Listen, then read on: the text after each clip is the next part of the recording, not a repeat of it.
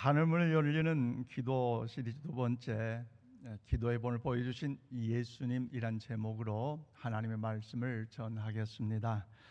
사랑하는 인천 식목의 모든 성도 여러분, 특별히 성전에 나오셔서 신령과 진로 예배드리신 성도 여러분들과 온라인 가운데 함께 예배드린 모든 성도 여러분들에게 하나님의 크신 은혜와 권능과 능력과 사랑하심이 날마다 넘쳐날 수 있기를 주님의 이름으로 축복합니다. 특별히 코로나에 확진된 우리 성도님들과 그리고 어린 아이들 또 그들의 가족들에게도 치유와 회복과 평강이 임하시기를 바랍니다. 우리는 교회로 지금 사순절 5째 주일을 맞이하고 있습니다. 사순절은 우리의 죄를 대신해 십자가 위에서 죽으신 예수님을 생각하는 절기요, 예수님을 어느 때보다도 사랑한다고 고백하는 절기입니다.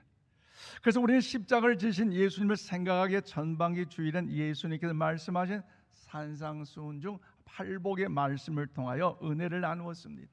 바라기는 2022년 사순절 기간은요, 예수님의 십자가와 그 고난을 생각하면서도 예수님이 친히 저와 여러분에게 가르쳐 주신 산상수훈 중에 그 팔복의 말씀과 그 삶을 통해서 예수님과 동행한 의미 있는 사순절 기간이 될 수 있기를 바랍니다. 제가 오래전에 부교육자 시절에 섬기는 교구에서 이제 특별 새벽기를 진행하는 중에 한 전남대학교 수학을 가르치셨던 꽤 유명한 남자 성도님이 있었고요, 그리고 이제 여자 아내들은 여자 성도님이 있으셨어요. 그 수학 교수님은 교회에 잘 나오지 않으셨는데 그의 아내 되신 분이 특별 새벽기를 통해서 열심히 교회에 나가니까 어느 날 이렇게 이야기를 한다는 거죠. 자에게 부탁합니다. 목사님, 그동안 봉고차를 타고 새벽 예배에 나왔는데 내일 아침부터는 못 나올 것 같아요. 왜 그러냐면 이제 그의 남편이 새벽 기도를 못 가게 하기 때문에 그러는데 어떻게 하면 좋아요? 라고 저에게 물었습니다. 여러분, 어떻게 해야 될까요? 사실 그분의 영적 성장을 위해서 나오라 하면 좋겠지만, 또 가정의 평안함을 위해서는 그래도 좀 그렇게 하세요라고 하면 좋겠지만, 근데 사실 그때 6개 교구 목사 부목사 6명인데 매일 출석률을 체크하면서 출석률이 떨어진 등수가 떨어지면요, 종례 시간이 행복하지 않았어요.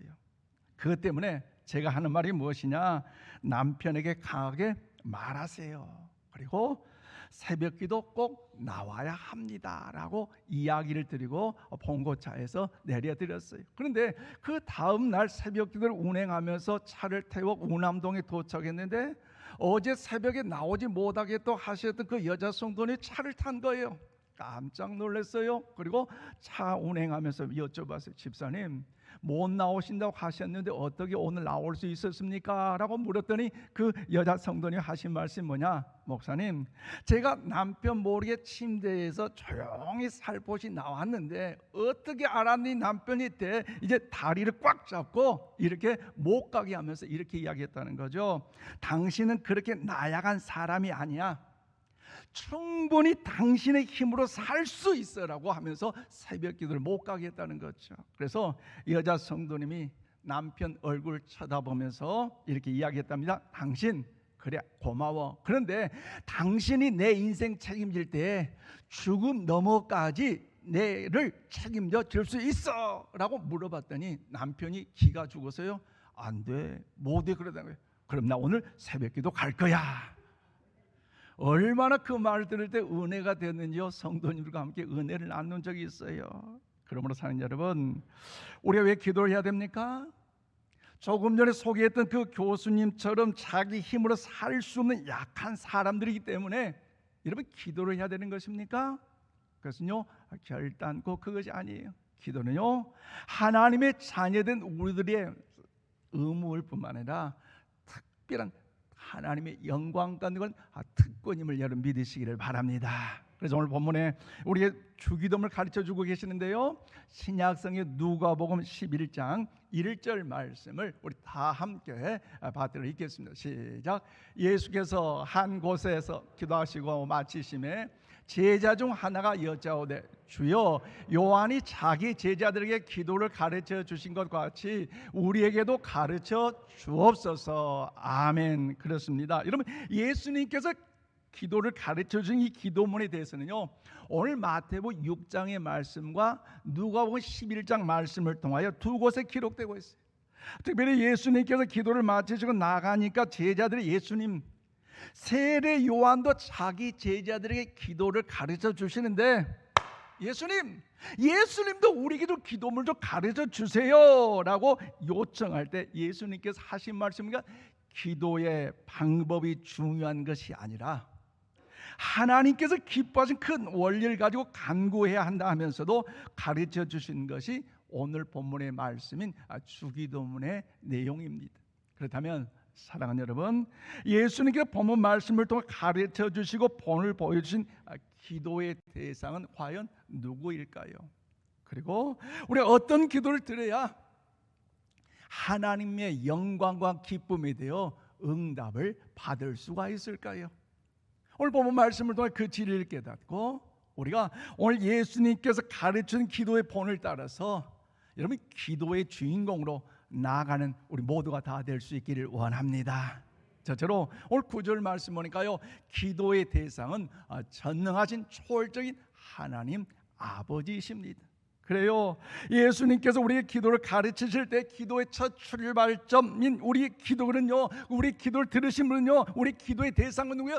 전능하신 초월적인 하나님이시라는 사실을 우리에게 말씀해 주고 있습니다. 그래서요, 오늘 9절 말씀 보세요. 그러므로 너희 이렇게 기도하라. 하늘에 계신 우리 아버지여, 이름이 거룩히 여김을 받으시오며. 그렇습니다. 여러분, 예수님께 가르치는 기도의 본질은요, 먼저 기도의 대상이 여러분 하늘에 계신 우리 아버지라는 사실을 분명하게 말씀하고 있습니다. 비나이다 비나이다 산신령께 비나이다, 그게 아니에요. 하늘에 계신 우리 아버지. 그래서 여기서 표현된 하늘에 계신 우리 아버지란 이 10글자에 담겨진 영적인 의미는요, 내가 기도하는 대상이 누구이신가, 우리의 기도를 들으신 분이 과연 어떤 분이신가, 그리고 그 기도의 의미를 넘어서 내가 믿는 하나님이 과연 어떤 분이신가를 확실하게 고백하는 표현의 의미가 여기에 담겨져 있어요.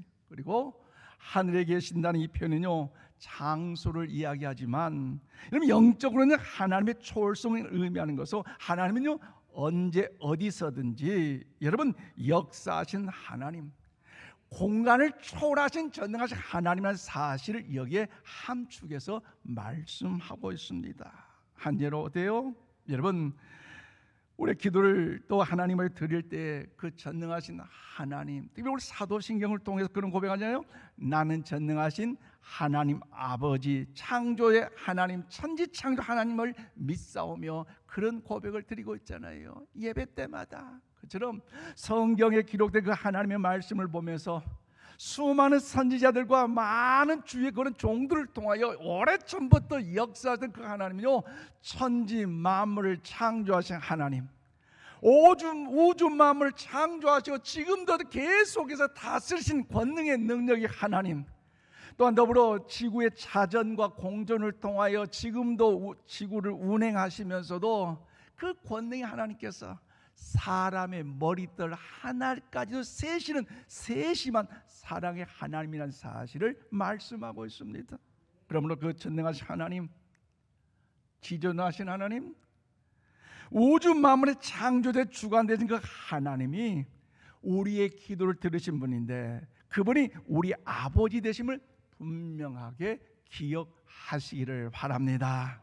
나의 아버지만이 아니라 우리의 아버지입니다. 즉 나의 기도만 들으신 분 하나님이 아니라 우리 인천 신광의 모든 성도의 기도를 들으실 뿐만 아니라 오늘 저와 여러분 또한 사랑해 주시는 우리 아버지신 줄로 믿습니다. 그러므로 사랑하는 여러분, 우리 기도를 들으신 하나님은요, 전능하신 초월적인 하나님이시면서도 우리의 가장 친밀하고 친근하신 하나님 아버지셔요.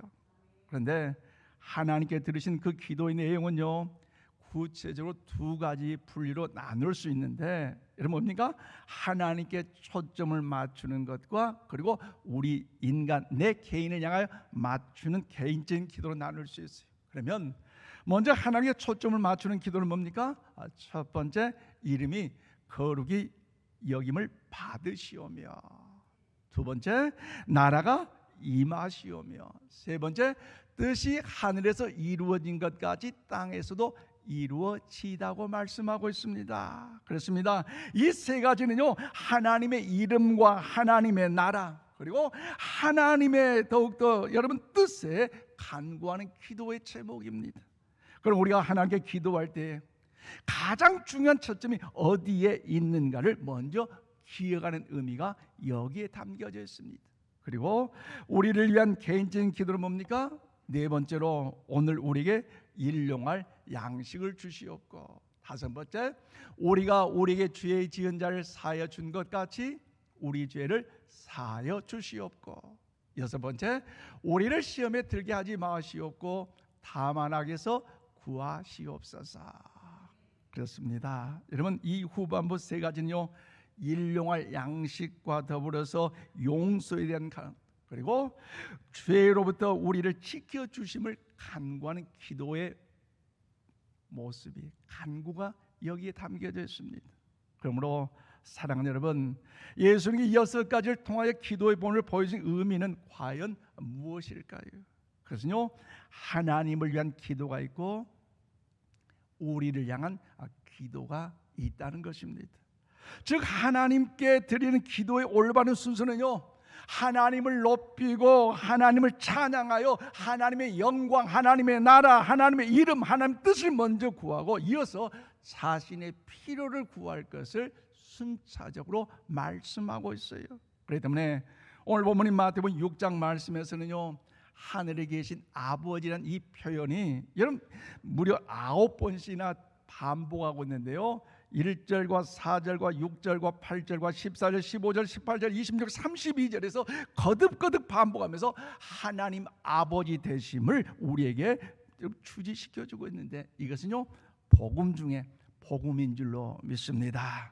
즉 천지 만물을 창조하신 그 전능하신 하나님께서 우리의 아버지가 되신다는 건 이것보다 귀하고도 복된 복음의 그 진리가 어디 있겠습니까? 그러므로 사랑하는 여러분, 이 아침 하나님께서 우리의 아버지 되심을 믿으시기를 바랍니다. 그래서 예수님께 우리의 기도의 본을 보여주실 때 얼마나 그 기도의 대상을 분명하게 인식하여 가르쳐 기도하라고 말씀하셨던지요, 요한복음 20장 17절 말씀을 우리 다 함께 받들어 읽겠습니다. 시작. 예수께서 이르시되 나를 붙들지 말라, 내가 아직 아버지께로 올라가지 아니하였노라. 너는 내 형제들에게 가서 이르되 내가 내 아버지 곧 너희 아버지 내 하나님 곧 너희 하나님께로 올라간다 하시니. 그렇습니다. 예수님께 우리에게 가르쳐진 기도의 본을 보여주실 때에 하나님을 내가 내 아버지 곧 너희 아버지, 내 하나님 곧 너희 하나님이라고 하셨는데, 이 말씀은요 나의 아버지 곧 너희의 아버지라고 확신시켜주고 있어요. 무슨 말입니까? 내 아버지는 바로 곧 너희의 아버지라는 말씀이에요. 할렐루야. 예수님의 아버지가 우리의 아버지 된다는 것 얼마나 귀하고도 복되고 아름다운 일입니까? 그러므로 우리가 기도하면서도 주의해야 할 것은요, 전능하신 하나님, 초월적인 하나님이시기 때문에 너무나 우리 죄로 인하여 그 하나님을 가까이 하기 너무나 어렵다고 생각하여서 하나님이 멀리 계신 하나님인 것처럼 생각하여 기도하는 것을 쉬거나 기도하는 것을 어렵게 여기면서 겨우 여러분 그렇게 기도해서는 안 된다는 것입니다. 왜 그렇습니까? 그것은 하나님의 이름 중에 하나, 어떤 이름이 생각나요? 임마누엘, 하나님. 그 뜻이 뭐예요? 우리와 함께 하신 하나님. 멀리 계신 하나님이 아니라 우리와 가까이 계신 그 하나님이기 때문에, 그러면 사랑하는 여러분, 우리가 드린 그 기도의 대상은요, 전능하시고 초월적인 하나님이라는 사실을 기억하시고 그 하나님이 우리의 아버지심을 믿고 사랑에 충만하신 아버지심을 믿고 우리 모두가 마음을 다하고 뜻을 다하고 힘을 다하여 그 하나님의 기도하는 우리 모두가 다 될 수 있기를 원합니다. 더 나아가 그러면 우리가 어떤 기도를 드려야 하나님께 영광과 기쁨이 될 수 있을까요? 오늘 보면 11절에서 12절 말씀과 두 번째로요, 기도의 내용은요, 하나님께 영광이 되는 목적이 분명한 기도여야 하는 것이에요. 그래요, 예수님께서 우리 기도를 가르치실 때의 기도의 대상은요, 전능하신 초월적인 하나님께 여러분도 기도하시는 것이지만, 또 우리 그 하나님께 기도할 때 우리가 드는 그 기도의 내용은요, 오직 하나님께 영광이 되는 목적이 분명한 기도해야 한다는 사실을 말씀하고 있습니다. 그래서 먼저 11절 말씀 우리 함께 읽을까요? 시작. 오늘 우리에게 일용할 양식을 주시옵고. 그렇습니다. 여러분, 여기서 일용할 양식은요, 어떻습니까? 우리의 삶에 꼭 필요한 것으로 가장 실제적이고 구체적인 우리의 필요를 아뢰는 것이에요. 왜 주님께서 우리의 일용할 양식을 주시옵고라고 하나님께 기도를 가르쳐 주셨을까? 어떤 분은 오해한 분이 있어요. 아니, 먹을 것이 없어서 하나님께 일용할 양식을 주옵시오. 아니, 그렇게 하나님이 째째한 하나님인가? 천만의 말씀이에요. 그렇지, 하나님이 아니에요.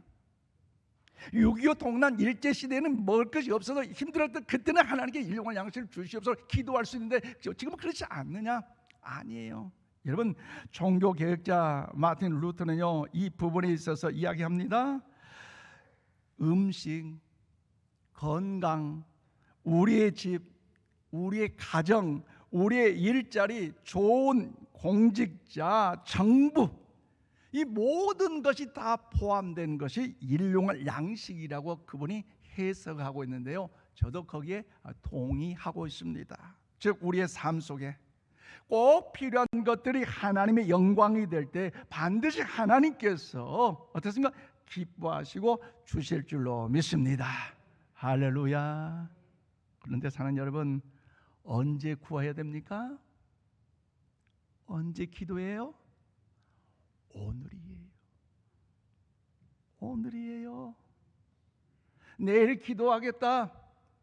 바쁜 일 지나오면 기도하겠다.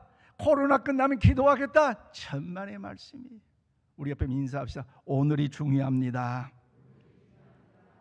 여러분, 왜 오늘이 중요합니까? 그것은요, 내일은요 우리의 날이 아니에요.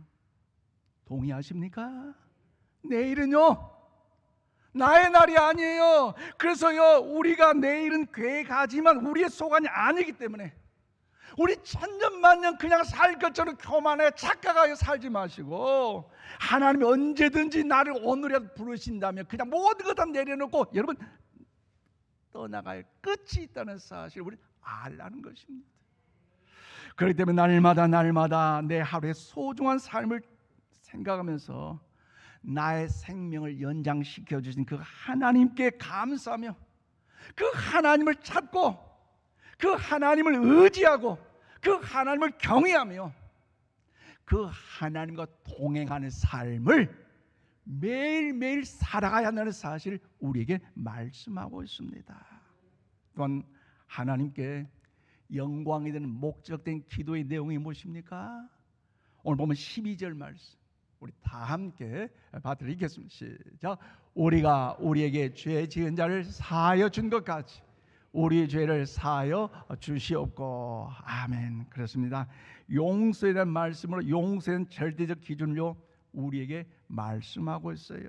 그렇다면 사랑하는 여러분, 사실 용서란 이 자체, 예수님이 가르친 모든 진리의 말씀 중요하고 소중하기 때문에 그렇게 행하는 삶을 살아가야 되지만, 사실 용서라는 거 어떻습니까? 실천하기에는 너무나 버거워요.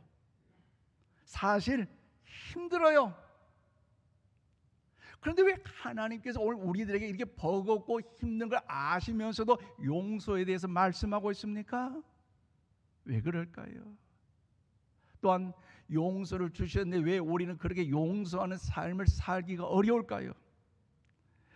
그것은요, 오늘 용서는 절대 기준을 주셨는데 그것은요 무엇입니까? 예수님께서 나의 죄를 위하여 죄값으로 사해 주시고자 십자가 위에 죽으셨던 것과, 그리고 하나님께서 그 은혜를 힘입어서 우리의 죄를 용서하셨다는 이 자체가 용서에 대한 절대적인 기준이라는 사실을 예수님은 말씀하고 있어요. 그래서 이것은요, 복음이고 절대적인 기준이 되어야 내가 하는 모든 용서를 거기에 근거해서 바라볼 수가 있어요. 그렇기 때문에 누구는 나보다 더 막 그러는데 내가 어떻게 용서하냐고, 나는 이렇게 피해를 받았는데 어떻게 용서하냐고. 그런데요, 거기에 객관적인 기준보다는 주님의 십자가에서 베푸신 그 사랑과 하나님께 나를 은혜를 베푸신 그 사랑을 기억하여 진행한다면 오늘 우리의 삶 가운데 우리의 기도가, 우리의 섬김과 우리의 헌신이 용서할 수 있는 삶을까지 올라갈 수 있다는 사실을 주님요 말씀하고 있습니다. 또한 내 경험과 내 힘으로는 도저히 용서할래야 용서할 수 없지만, 안 되지만, 그러나 하나님께서 또 죄 많은 나를 용서해 주셨기에 그 사실을 내가 믿음으로 인해서 그것을 바탕으로 나도 용서하는 삶을 살 수 있다는 결단이 우리에게 새롭게 나타나는 것이에요. 그러므로 사랑하는 여러분, 내 안에 응어려진 것과 용서하지 못한 마음이 다 정리될 수 있는 이 아침이 되시기를 바랍니다. 그 부분이 맺혀 있고 그 부분이 꼬여 있다면요, 용서하지 못한 마음이 다 정리되지 못하면요, 그 다음 단계로 깊이 나아갈 수가 없어요. 혹시 우리 성도들 가운데 이 아침 성도들 간에 혹시 서운한 일이 있습니까? 목회자인 저에게 혹시 서운한 일이 있으십니까? 또한 내 마음에 아직도 응어리 된 채 상처가 남아 있습니까? 이번 사순절 기간을 통해 깨끗이 용서하는 은혜가 오늘 우리 가운데 나타날 수 있기를 바랍니다. 특별히 예수님의 용서하심의 증거인 십자가의 큰 은혜를 깊이 생각하시고 우리의 삶 속에 수없이 얽혀 살긴 모든 부분에서 용서하심으로 우리 주님께서 공고한 참된 평강과 기쁨이 저와 여러분 가운데 넘쳐날 수 있기를 주님의 이름으로 축원을 드립니다. 마지막으로 더 나아가 하나님께 영광되는 목적된 이 분명한 기도가 무엇입니까?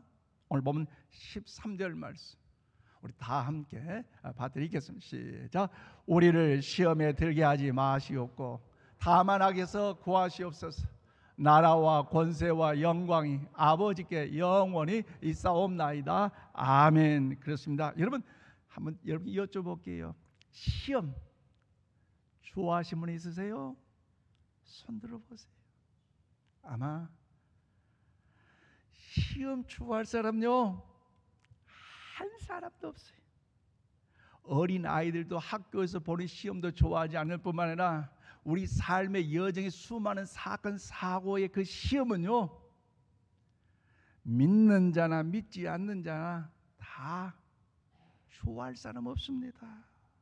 그러면 여기서 우리를 시험에 들게 하지 마시옵고는 이 의미는요, 모든 시험으로도 나를 이제 보호해 주세요, 면하게 주시옵소서는 그런 기도가 아니라 어떤 시험이든지 내가 원치 않게 그 시험 속에 있다 할지라도 나를 지켜주시옵소서, 그런 의미가 여기에 담겨져 있어요. 시험 가운데 하나님의 영광을 나타내지 못하여 하나님의 영광을 가리운 것이 아니라 그 시험 속에서도 환난 속에서도 하나님이 지켜준 그 믿음으로 인하여 나아갈 때 하나님의 영광이 되게 하여 주옵소서 간절한 기도의 의미가 여기에 담겨져 있어요. 왜냐하면 우리는 연약하기 때문에. 그래서 시험이 들고요. 그래서 우리 연약하기 때문에 유혹에 빠지기 쉽기 때문이에요.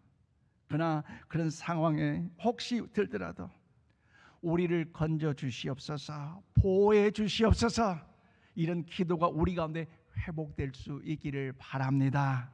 그리고 여기서 나라와 권세와 영광의 아버지께 영원히 있사옵나는 이 의미는요, 모든 기도 제목 결론과 결과는 내가 응답됐다 매일매일 내가 확인하고 그것이 아니라 결국에는 아버지께 영광을 올려드리는 것이, 그 기도하는 과정을 통해서 응답이 아직 되지 않았지만, 이루어지지 않았지만, 나타나지 않았지만, 그래서 시험 가운데 좌절하고 낙심하고 눈물 흘릴 수밖에 없지만, 그럼에도 불구하고 하나님의 자녀로서 무릎 꿇고 기도하는 일에, 날마다 하나님의 선하신 은혜를 사모하여 그분의 뜻을 집중하여 기도하는 일에 전념함으로 인하여서 그 기도의 내용을 통해서, 기도의 제목을 통해 결국 어떻게 합니까?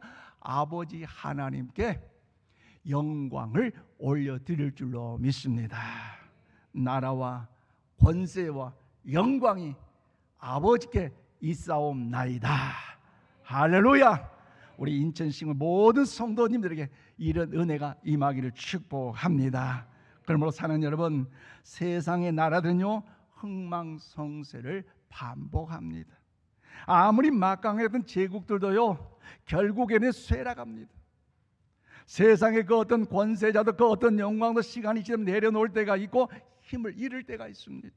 그러나 하나님 아버지의 나라, 하나님 아버지의 그 권세, 오늘도 우리의 아버지의 그 전능하신 그 영원하신 그 능력의 하나님은, 그 영광은요 영원하심을 믿으시기를 바랍니다. 말씀을 맺습니다. 사랑하는 성도 여러분, 우리의 삶은 아직 끝나지 않는 코로나 팬데믹 상황으로 인하여 하루하루 살아가기가 참 힘든 시간이 계속 펼쳐지고 있어요. 그만 한 주간도 전화 신방을 통해서 성도님과 대화할 때에 확진됐어요. 소식을 들으면 또 우리 아이가 확진됐고 우리 손녀딸이 확진됐고 이런 소식을 들을 때마다, 오늘 온라인에 예배드리는 성도들 계시겠지만 참 목회자로서 얼마나 가슴이 아픈지. 지난 전주간 저는 그렇게 불안하거나 염려하지 않았는데 이상 어제부터 괜히 마음속으로 막 염려가 되고 불안이 되고요. 막 왠지 막 마음이 좀 그래요. 답답해요. 여러분 안 그러세요? 내가 누구에게 전염될까 그것이 두려운 것이 아니라, 우리 성도들 안 그래도 이 코로나로 인하여서 마음이 낙심되고 좌절되어 주님의 제자를 찾는 일에 여러 가지 막 방해가 되어 어렵고 힘들어하는데, 더 확진자가 늘어나면 이 자체를 통해서 하나님께 예배하는 그 자체가, 기도하는 자체가 중단되고 마비되고 거기에서 끝나는 것이 아니라 신앙마저 변질되어 버린다면 얼마나 아플까. 그 자체를 생각하니까요 때는 잠도 안 오고요 눈물만 날 수밖에 없어요. 그러나 여러분 두려워하지 마시길 바랍니다. 조심은 하되 너무 염려하지 마시길 바랍니다. 왜냐하면 우리는 하나님을 믿는 사람들이기 때문에 어떤 상황에서도 전능하신 초월적인 하나님께 분명히 우리를 지켜주시고 함께 하시어 주신 줄로 믿습니다. 그렇기 때문에 하나님께 기도하시고 하나님을 찬양하시기를 바랍니다. 우리 아버지 하나님은요 코로나 상황이 아니라 어떤 특별한 상황에서도 하나님도 새로운 역사를 시작하시는 전능하신 분인 줄로 믿습니다. 왜냐하면 우리 교회를 통해서, 여러분 한 분 한 분을 통해서, 우리 가정을 통해서 우리가 바르게 기도하고 그 바른 삶을 살아갈 때에 하나님은 새로운 역사를 써내려 가시는 거예요.